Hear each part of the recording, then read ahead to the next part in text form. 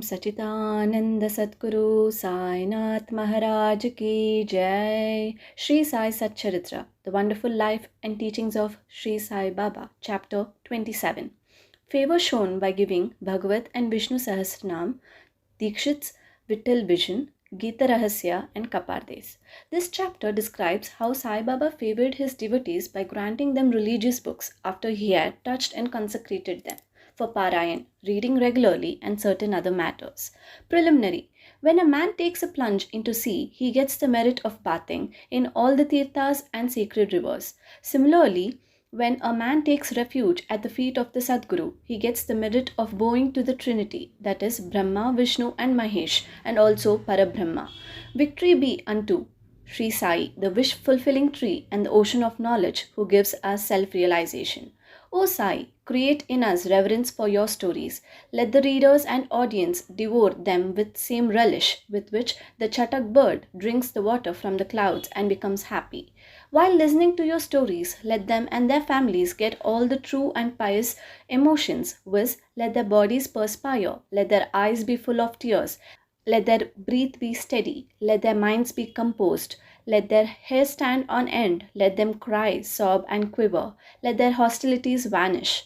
When these things happen, that is a sign of grace of the Guru dawning upon them. When these emotions grow in you, the Guru is most pleased and will certainly lead you on the path of self-realization. The best way, therefore, to get free from the shackles of Maya is a complete and wholehearted surrender to Baba. The Vedas cannot take you across the ocean of Maya. It is only the Sadguru who can do so and make you see God in all creatures. Granting consecrated book. The various methods of imparting instructions followed by Baba have already been noticed in the previous chapters. In this, we shall deal with one aspect of it. It was the habit of some devotees to take to Baba some religious books, of which they wanted to make a special study and to receive the same back from him, after they were touched and consecrated by Baba. While reading such books daily, they felt that Baba was with them. Once, Kaka Mahajani came to Shri with a copy of Eknathi Bhagavat. Shama took this book to read in the masjid. There, Baba took it from him, touched it, and turning some pages here and there, gave it back to Shama and asked him to keep it with him. When Shama said that it belonged to Kaka and had to be returned to him, "No, no," replied Baba. "As I have given it to you, you better keep it. It will be of use to you." In this way, many books were entrusted to Shama. Kaka Mahajani, after a few days, came again with another copy of the same Bhagavat and gave it in Baba's hand. Then Baba gave it back as prasad and asked him to preserve it well and assured him that it would stand him in good stead. Kaka accepted it with reverence. Shama and Vishnu Sahasranamam. Shama was a very intimate devotee of Baba, and Baba wanted to favor him in a particular way by giving him a copy of Vishnu Sahasranam as prasad. This was done in the following way. Once a Ramdasi, follower of the Saint Ramdas, came to Shirdi and stayed there for some time.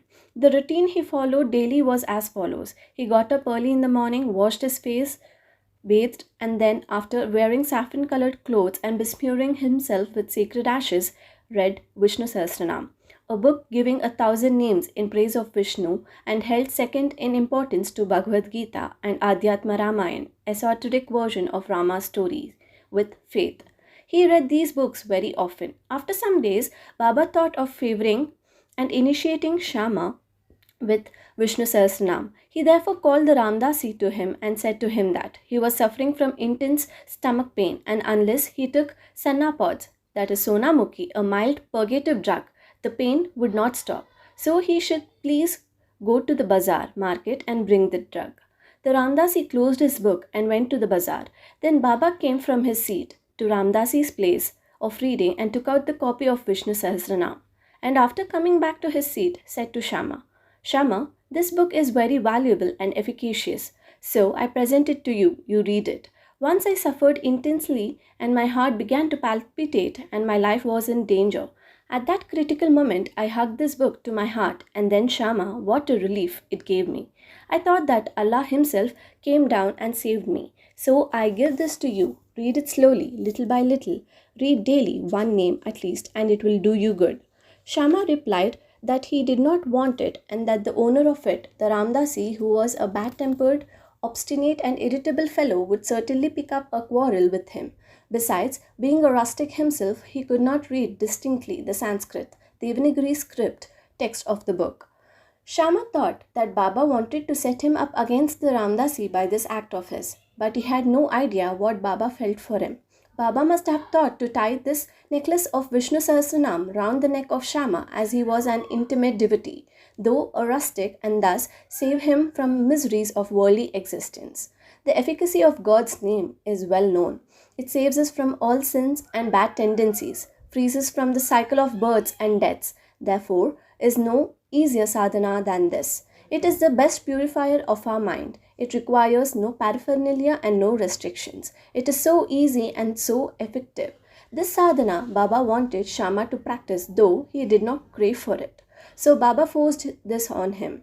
It is also reported that long ago Eknath Maharaj similarly forced this Vishnu Sahasranam on a poor Brahmin neighbor and thus saved him. The reading and study of this Vishnu Sahasranam is a broad open way of purifying the mind, and hence Baba thrust this on his devotee Shama. The Ramdasi returned soon with the Senapods. Anna Chinchnikar, who was then present and wanted to play the part of Narad, the celestial rishi, who was well known for setting up confrontations between gods and demons and vice versa, informed him of what had happened. The Ramdasi at once flared up. He came down at once on Shama with full fury. He said that it was Shama who said Baba to send him away under the pretext of stomachache for bringing the medicine, and thus took away the book. He began to scold and abuse Shama and remarked that if the book was not returned, he would dash his head. Shama calmly remonstrated with him, but in vain. Then Baba spoke kindly to him as follows: "O Ramdasi, what is the matter with you? Why are you so turbulent? Is not Shama our boy? Why do you scold him unnecessarily? How is it that you are so quarrelsome? Can you not speak soft and tender words? You read these sacred books daily, and still your mind is agitated and your passions uncontrolled? What sort of a Ramdasi are you? You ought to be indifferent to all things. Is it not strange that you should possess this book so strongly? A true Ramdasi should have no mamata, attachment, but have samata, equality towards all. You are now quarreling with Shama for a mere book. Go take your seat. Books can be had in plenty with money, but not men. Think well and be considerate. What worth is your book? Shama had no concern with it. I took it up myself and gave it to him. You know it by heart. I thought Shama might read it and benefit thereby, and so I gave it to him." How sweet were these words of Baba, soft, tender, and nectar-like. Their effect was wonderful. The Ramdasi calmed down and said to Shama that he would take Panchratni Gita in return. Shama was much pleased and said, "Why one? I shall give 10 copies in return." So the matter was ultimately settled. The question for consideration is, why should the Ramdasi press for Panchratni Gita, a book which he never cared to know, and why should he, who daily read religious books in the masjid in front of Baba, quarrel with Shama before him? We do not know how to apportion the blame and who to blame. We only say that had this incident not happened, the importance of the subject, the efficacy of God's name, and the significance of Vishnu Sahasranam would not have been brought home to Shama. So we see that Baba's method of teaching and initiating was unique. In this case, Shama did gradually study the book and mastered its contents to such an extent that he was able to explain it to Professor G.G. Narke, M.A. of the College of Engineering, Pune, the son-in-law of Shriman Bhuti and a devotee of Baba. Vittal Vision. One day while Kaka Sahib Dikshit was in meditation after his morning bath in his vada at Shirdi, he saw a vision of Vittal. When he went to see Baba afterwards, Baba asked him, "Did Vittal Patil come? Did you not see him? He is very elusive. Hold him fast, otherwise he will give you the slip and run away." Then at noon, a certain hawker came there with 20 or 25 pictures of Vittal of Pandrapur for sale.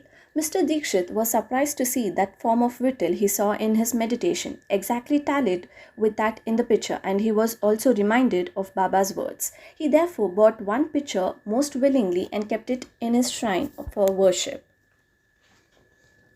Gita Rahasya. Baba always loved those who studied Brahma Vidya, metaphysics, and encouraged them. To give an instance, once Bapu Sahib Jog received a post parcel. It contained a copy of Gita Rahasya by Lokmanya Tilak. Taking it under his arm, he came to the masjid and prostrated himself before Baba.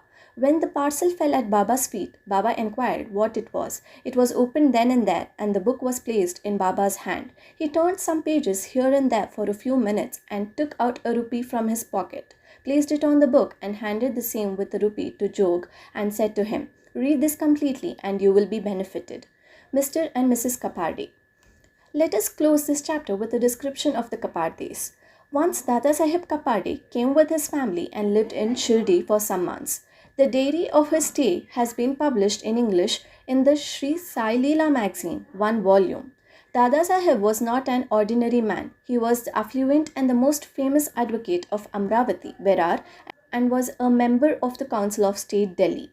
He was intelligent and a very good speaker, still he dared not open his mouth before Baba.